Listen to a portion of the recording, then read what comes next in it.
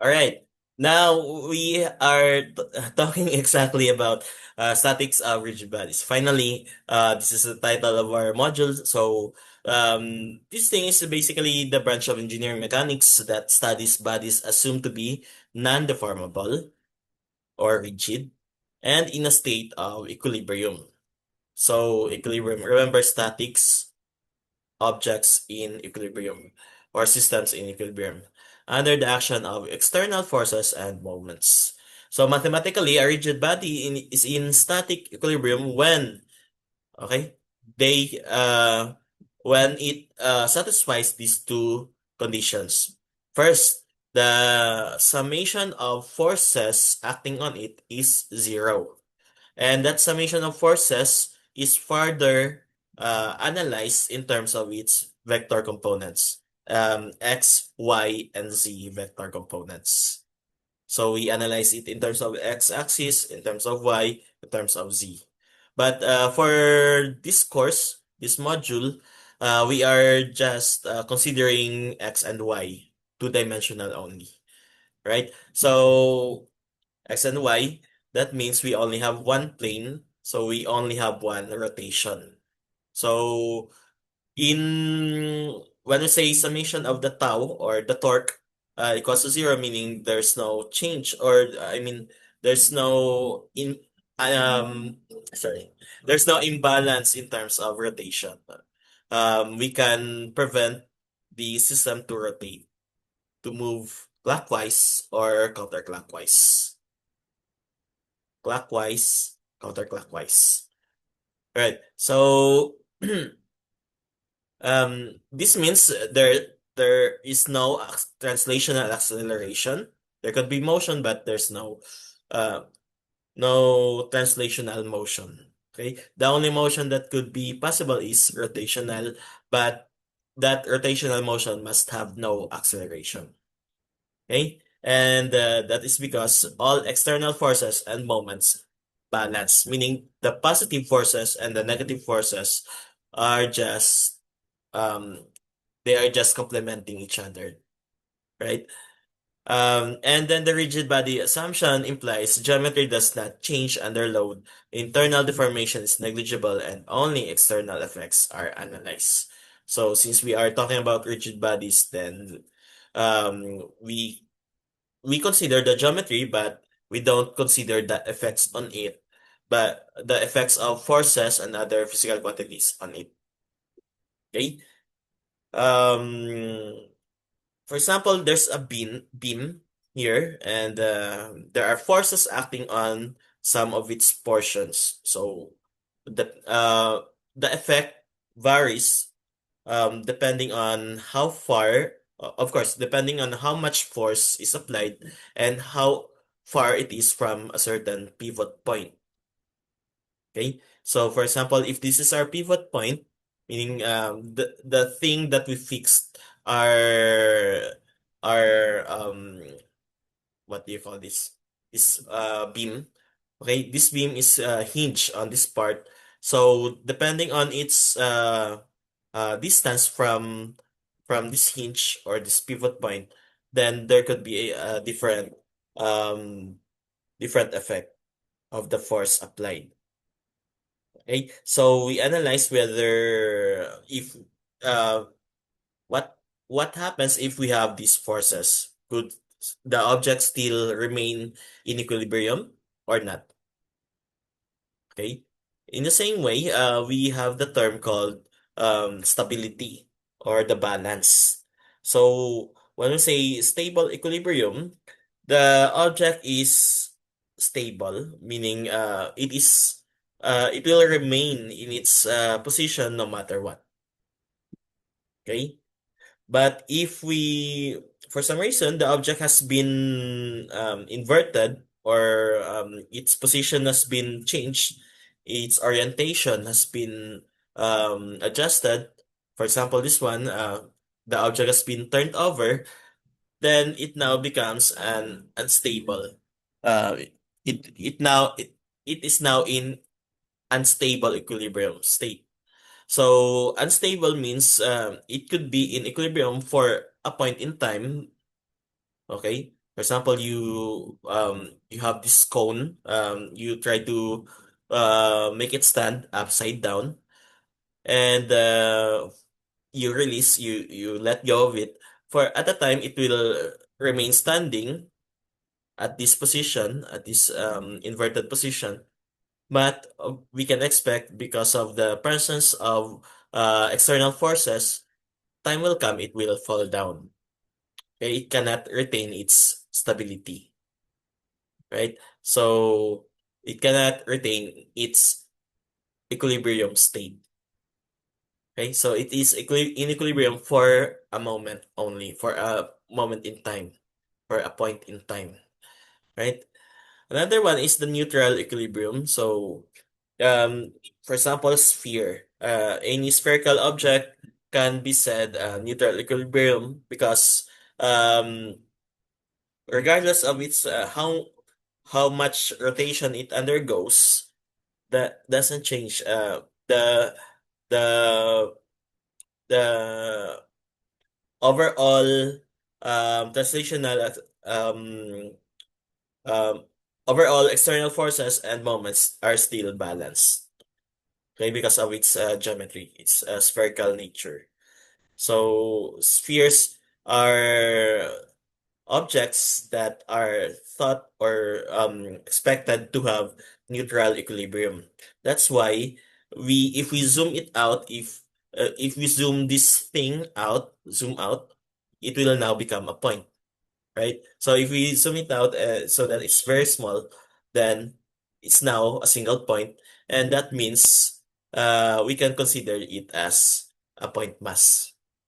Or in short, this could be an exception. If the object we are dealing on is a spherical type, then we can now use the point model. Okay, since it's spherical, then it could be a point, right? So I hope that's clear.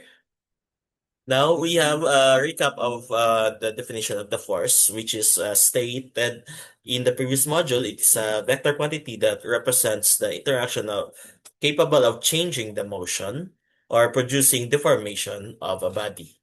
Okay, it can cause objects to move. At the same time, it can cause an object to be deformed. Right? In statics, the primary concern is not motion, but the balance of forces.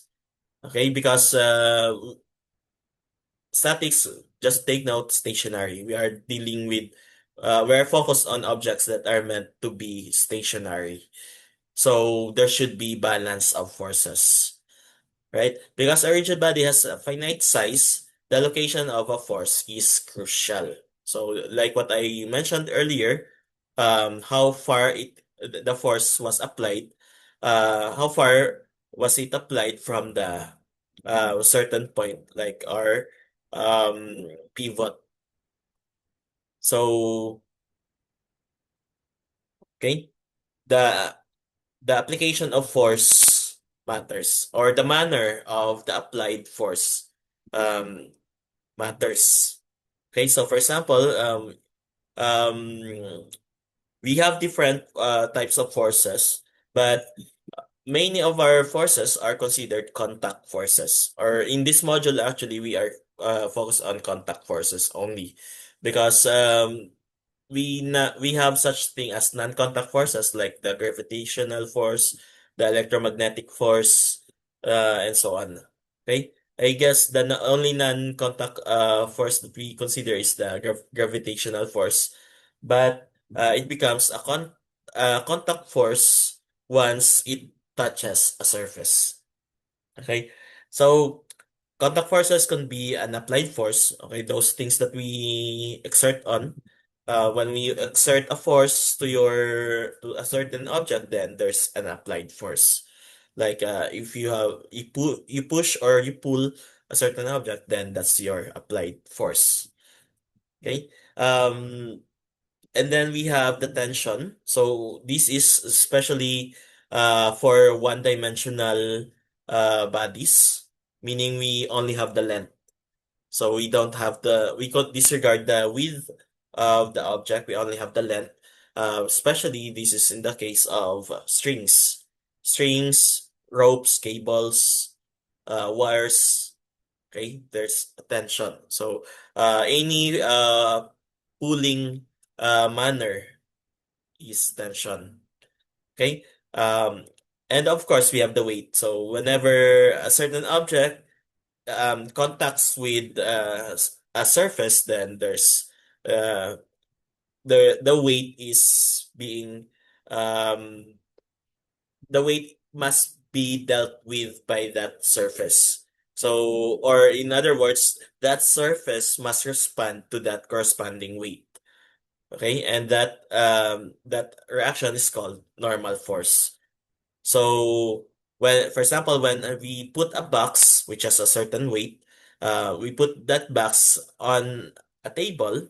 So the surface of that table, where the box sits on, will exert a corresponding normal force, which is ideally, no, not just ideally. In all cases, it is the same um, with the exerted weight. Right? It only differs when there is an angle involved or an inclination involved in the surface. So in flat surfaces, weight and normal force are just equal. Okay? Um, Another reactant forces or reaction forces, or type of reaction force is the friction, or not really a reaction, but something that is dependent on the surface. Okay, so aside from the normal force, the surface also determines the friction. Okay, so friction is something that opposes the motion or the tendency to move. Okay, Um, these are all mostly focused on solids. But in fluids, when we have motion in fluids like along the air or along the water, then we have such thing as drag force, such as the presence of air resistance. So because the air is trying to stop you from moving, but you keep moving anyway, then you experience drag force, like what our aircraft and submarine vehicles experience. Okay, there's an opposition in the fluid where they move around or move through.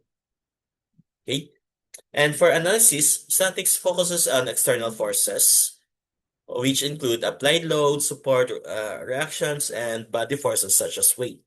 Two equal forces applied at different points may produce different rotational effects due to their moments.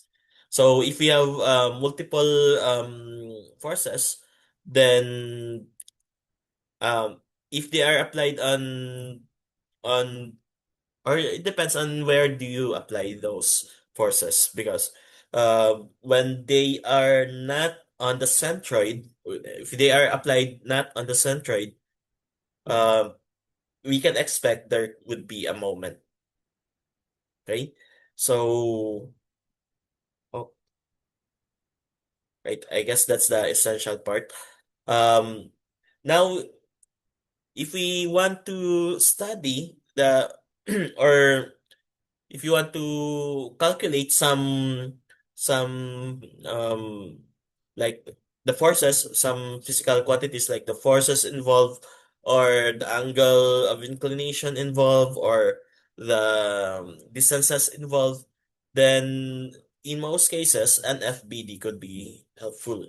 Okay, so we construct an FBD which involves conceptually removing the body from its environment and replacing all physical contacts with the corresponding reaction forces and moments. And only the forces acting on the chosen body are included.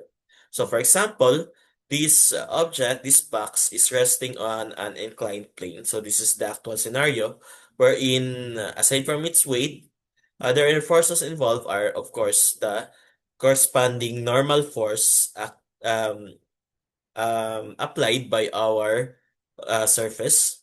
And of course, other than the normal force, there is the friction. Okay. And I guess that would be all in this case. So if there's no applied force, there's nothing that pushes or pulls the object, then this could be all. We only have three force vectors that act on the object. Okay, the weight, the normal force, and the friction. So when we analyze that using a free body, we replace the object with a point. Okay, we disregard, for simplicity, we disregard its geometry. Um, okay, especially if we just want to check whether the object will remain at rest or not, right? So, um, the other forces acting on the other parts, apart from the object, are all disregarded. So whatever the forces acting here, or in other parts of the situation, they are all disregarded if they don't act on the object. So meaning, since only the weight, the normal force, and the friction are acting on the object, then our FBD only involves these three. Okay. Now, as you can see, um, geometry and trigonometry are essential for analyzing FPTs. So we will have to review some of them in a while. Um, okay. In addition, FPTs, when you study robotics, since we are electronics engineers, okay, very important part of our robots um, is, or a very important part is its ability to withstand external forces like wind, for example. If the robot is meant to stand still, but there are external forces like wind, then they must be designed in a way that they can overcome such external forces. And we can only do that by studying the statics aspect of our robotic systems. Same thing with other engineering applications like towers, bridges, and so on. Okay. So now, before we can talk about analysis, we have to talk about this, or we must clarify further these examples of contact forces that we normally that are normally involved in our physics problems. Okay, so first of which is our applied force. So this is a contact force exerted on a body by an external agent such as person, another object, or some mechanical device like our robotic actuators. Okay. I already mentioned when it comes to one-dimensional bodies, they normally involve or experience tension or the pulling force transmitted through the length of a flexible connector, such as a cable, a string, a rope, and so on. Okay, we also have the weight. Of course, everything has a weight because all objects have a mass. So when you multiply that by the gravitational or the acceleration due to gravity, then we can derive the weight. So it's always downward or towards the center of the Earth. Okay, and that is due to the attraction of the Earth. Attraction meaning everything that goes near or gets in contact with the Earth are being attracted. Okay, that's the reason why we are not floating in the space right now because of our um because of that attraction. Okay, so and I already mentioned a while ago, once the surface experiences some weight, then it will exert a corresponding normal force or the reactive force exerted on a body in contact with it. Okay? The floor that you stand on, the chair that you sit on, actually exert a normal force to compensate with your weight. Okay? Please note that the normal force always acts perpendicular to the surface. So for example, if this is the object that we are studying and it is resting on a certain inclined platform or surface, then the weight still is still downward, directly downward towards the earth, while the normal force is now something that is perpendicular with our surface. So if this is the surface, then perpendicular to this one is no. Perpendicular to it is this direction. So the normal force is expected to be this way. Okay? So this time um we have to perform some trigonometry and geometry techniques to of course to do our calculations and analysis. Right? So, for example, if this inclined plane has a certain angle of inclination, theta, so, okay, using our, okay, let me annotate. Okay, so if this is downward, then, okay, as you can see here, this thing, this portion, this line represents our surface. Okay, the inclined surface. So, if this theta, and this is our surface, then um our our weight is some directly go this way, and our normal force is this way in this line. Then it remember it is perpendicular, so perpendicular means 90 degrees. So 90 degrees. And remember, in each triangle, the sum of the angles is always 180 degrees. So this angle, and this angle will always be 180 degrees. And specifically in right triangles, one of those three angles is always 90. So this is a right triangle because it has a perpendicular part, so or a 90-degree vertex.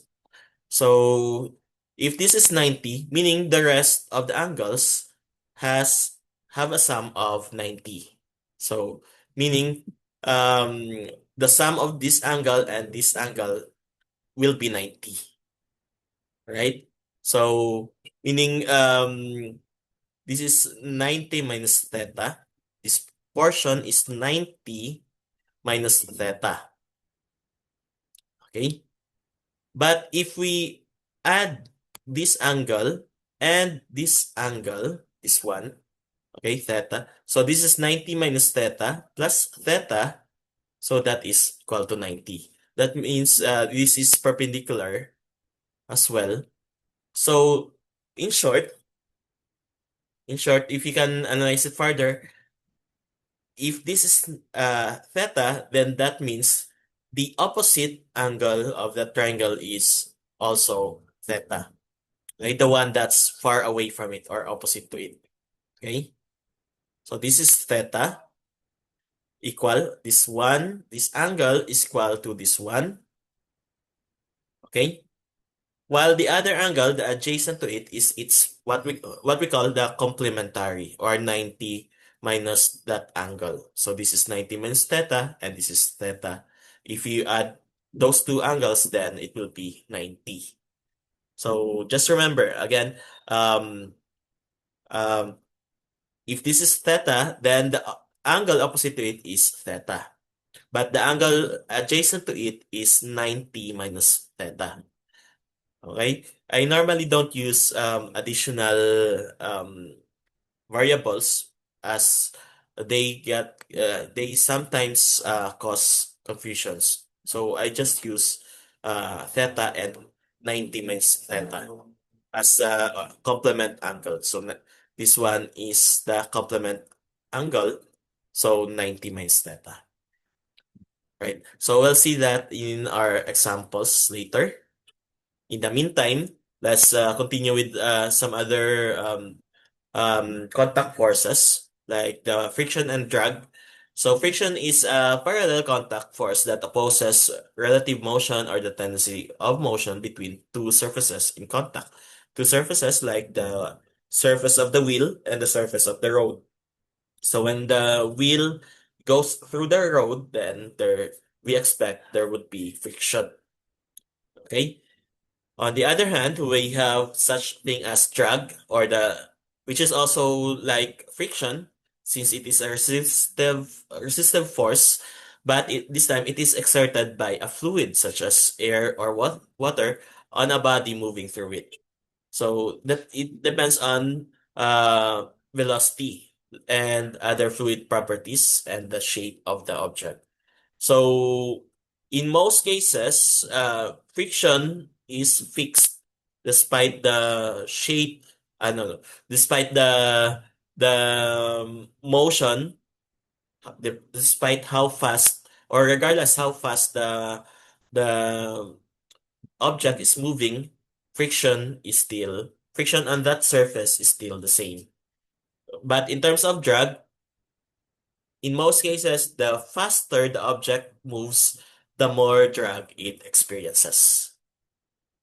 Okay? So that's um, friction and drag. Okay? And friction is actually um, drag in most cases.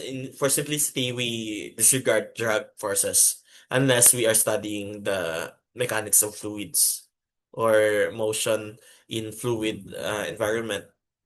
Um, Friction actually has a relationship with our normal force. So we have such multiplier or coefficient, which is depending on the whether the object is moving or not. So we have two types of friction. If the object is stationary or not moving, then that is static friction.